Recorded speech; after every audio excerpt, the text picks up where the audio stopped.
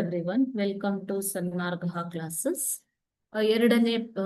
ಮುಂದಿನ ಪ್ರಶ್ನೆ ಶಿಲಾಗೋಳ ಎನ್ನುವಂತಹ ಚಾಪ್ಟರ್ ಇಂದ ಭೂಮಿಯು ಎಷ್ಟು ವರ್ಷ ಹಳೆಯದಾಗಿದೆ?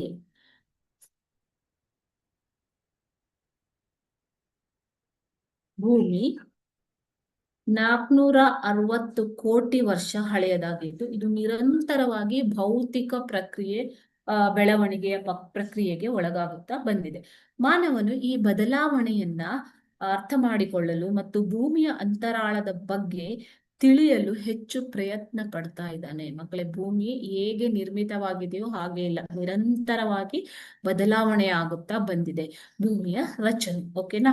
ಸೊ ಈ ಬದಲಾವಣೆಯನ್ನ ನಿರಂತರವಾಗಿ ಅಧ್ಯಯನ ಮಾಡುವುದಕ್ಕೆ ಮಾನವ ಹೆಚ್ಚು ಪ್ರಯತ್ನಿಸ್ತಾ ಇದ್ದಾನೆ. ಹಲವಾರು ವರ್ಷಗಳ ಅಧ್ಯಯನ ಮತ್ತು ಸಂಶೋಧನೆಯಿಂದಾಗಿ ಮಾನವನು ಭೂಮಿಯ 10ರಿಂದ 12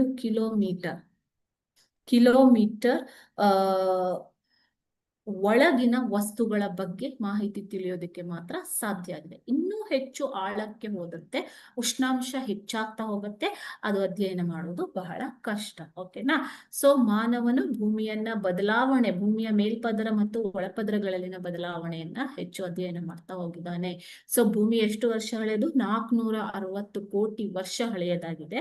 ಸೊ ಇದು ಹೇಗೆ ನಿರ್ಮಿತವಾಗಿದೆಯೋ ಹಾಗೆ ಇಲ್ಲ, ಇದು ನಿರಂತರವಾಗಿ ಬೆಳವಣಿಗೆ ಆಗ್ತಾ ಇದೆ, ಬೆಳವಣಿಗೆ ಪ್ರಕ್ರಿಯೆಗೆ ಒಳಗಾಗುತ್ತಾ ಬಂದಿದೆ. Okay, thank you.